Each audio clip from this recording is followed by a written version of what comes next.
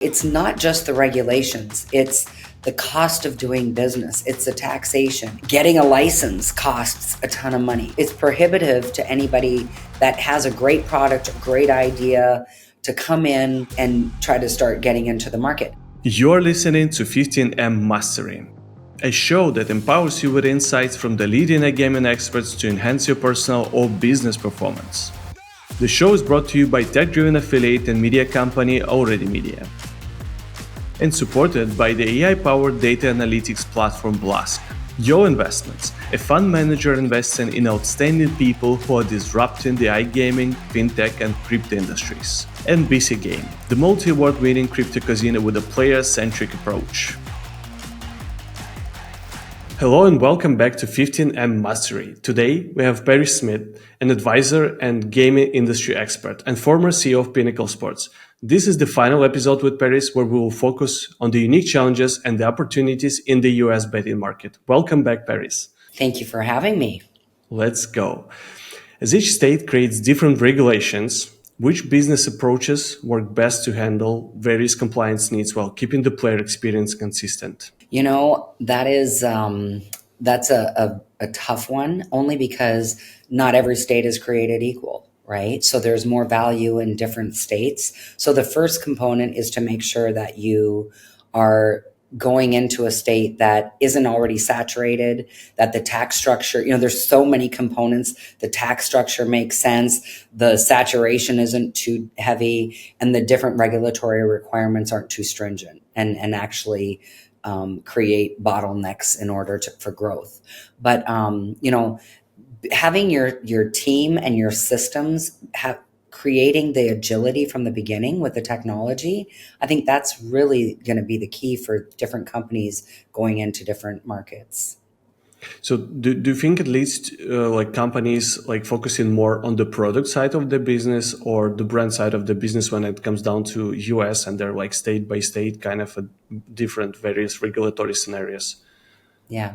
The branding is so strong. You already have the branding of FanDuel, DraftKings. The only differentiator, I think, is product. So the people that are going to focus on a better product, I think they're going to have the upper hand on getting into those markets. You need a differentiator. Yeah, I absolutely agree with you. So many operators rush to enter new markets. And how do you balance speed of expansion with building something lasting that truly serves players in each of the states? Well, I think the mass exodus is an example of going into markets too fast. And there's a couple things to that. There was this idea that if you weren't there first, people wouldn't remember you. But I think everybody realized that's not the case. To have a stronger product is one thing, but the barrier to entry based on the monopoly, based on, there's for example, the loophole of fantasy is what gave the upper hand to DraftKings FanDuel. Without that, you would have assumed the Williams Hills, the BetMGMs, the Caesars, those are big casino brands. They would have been right at the forefront of growth within the US market. But all of that player database that was already established through the daily fantasy is what gave those guys the better opportunity. And they did a great job with it. You can't take that away from them. However, now you have the loophole of sweepstakes and you have the underdogs that are doing a phenomenal job, the prize picks. There's so many Chumba, all these groups are just doing phenomenal things. And the same people that utilize the loophole in order to be at the top today are putting a ton of their resources into stopping the same loophole because these are the next real competitors, right? They're the ones that could come in and really compete at a high level. So, it's really, I think I'm going a little bit off topic here, but it's this case of you're trying to go into different markets. The cost of entry is really the problem. So it's difficult. Before you would have had a Betson, I'm trying to think of all the companies, Tipico, the ones that have pulled out of the US market, they all would have gone there. Now there's only a few that are even trying to go there, right? Because they're the only ones that are surviving within the marketplace. Yeah, I really like the way how you kind of spoon off into viewing the complex US regulation as the limit into how this can actually inspire to create new ideas in product design, compliance, technology, player protection. So you came up with a few very strong and beautiful examples. Like Price Peaks is probably one of my favorite ones. And I think that the companies out there, they found a way on how to build an innovation on top of the limitation and regulation. Do you think this is a good scenario for the industry and for the US market overall, or it's still like a loophole? Well, I guess we're still trying to fight whether the loophole is actually a problem, right? I'm looking forward to one of these guys saying, "Oh, by the way, we're going to open up a sports book." I think they're going to do phenomenal. Um, but all of these different, it's not just the regulations; it's the cost of doing business, it's the taxation, it's all the getting a license costs a ton of money. That it's prohibitive to anybody that has a great product, a great idea, to come in and try to start getting into the market.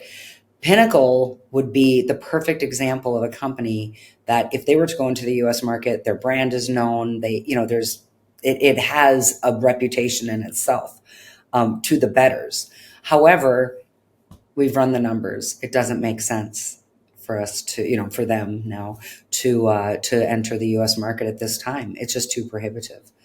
And many companies you've seen, when you look at their numbers when they are public, the amount of money that they lost through U.S. market entry, it's like, why didn't they just stick with what they know in the world regulated or pre-regulated markets?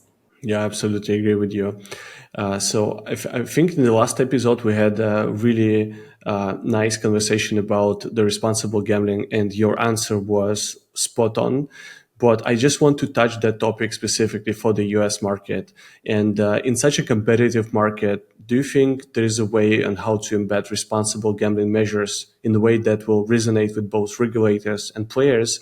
And how can it also enhance brand reputation and the long-term revenue? I think, once you have a genuine and authentic approach, you don't want to limit people that shouldn't be limited, as we said before, but there are ways to be able to help curb when somebody's starting to go out of control. We know what the behaviors are. There's so many responsible gaming, different, surveys, and they have so much data. It's phenomenal. So once the approach is very genuine and authentic, and you don't have the public markets, they're trying to hit certain numbers because they're publicly listed and they have to answer to the streets or the market.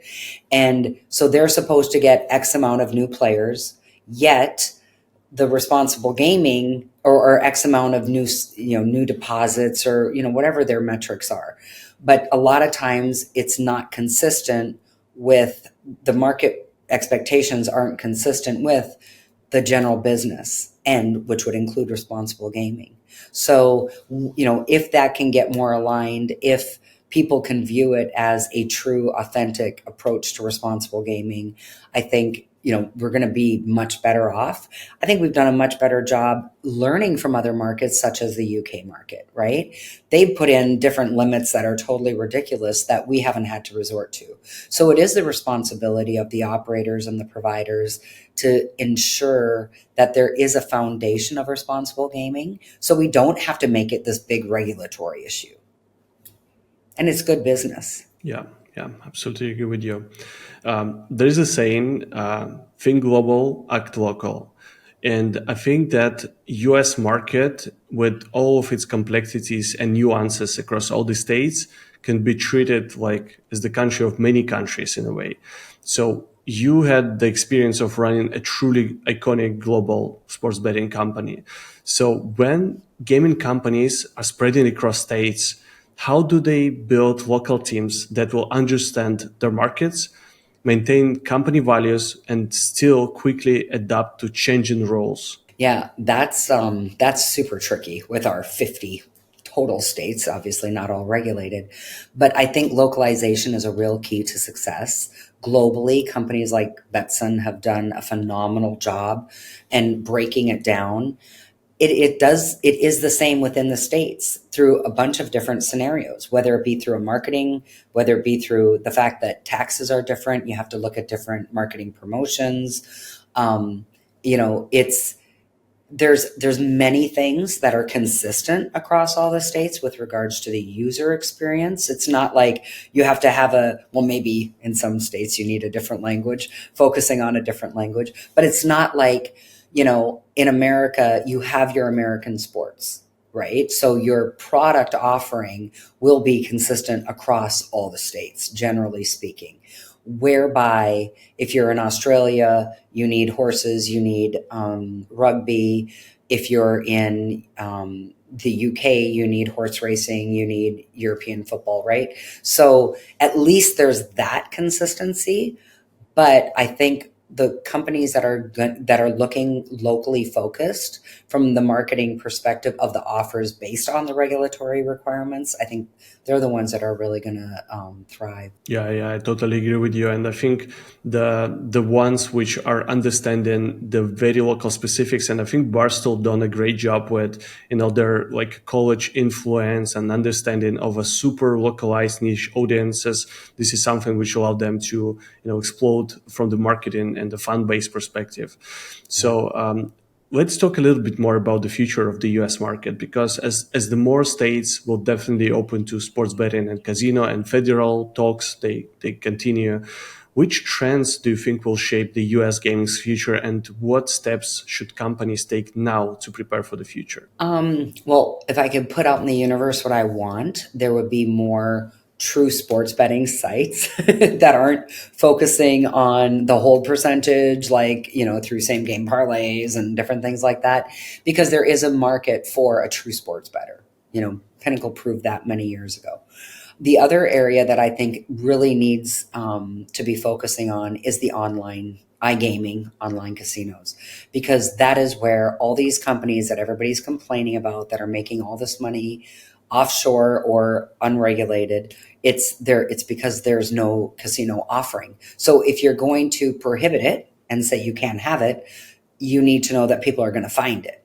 So it just like sports betting, I think the volumes are wonderful. Like, it's a thriving industry. It's fantastic. I think when we can get through the issues of the iCasinos from the land-based casinos, we're going to see some phenomenal numbers that are mind-blowing. And then you can start moving, because those same people that have an offshore online casino account, they're betting their sports offshore. So, there's so many different components that can bridge that, bring the gap closer from offshore to onshore through regulations, but you can't not provide it and then wonder why everybody's betting offshore, right?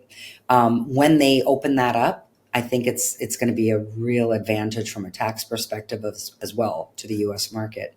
It's going to be huge. I can't even imagine. Yeah, I think some of the numbers I saw put in the US offshore is probably amongst like top 3 offshore markets in the world, and the regulation and the changes could probably be significant, putting US on the map of probably being the number 1 sports betting and casino market in the world. But then again, it's how you regulate.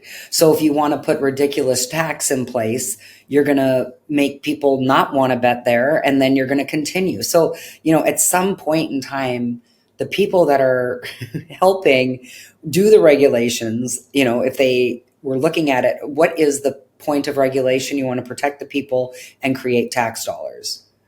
If that was what we were focusing on, the regulations would look very different today. Yeah, I totally agree. This is the case where regulation could either uplift the market or completely turn it into the offshore. So I hope that's not going to be the case of US. Yeah. Thank you so much for your time today and this amazing episode, Paris. There are some really great insights here. I really enjoyed our conversation. And for everyone who's listening to this episode as the first, please go and revisit the previous 2. They were absolute gold. Thank you so much, Paris. Thank you.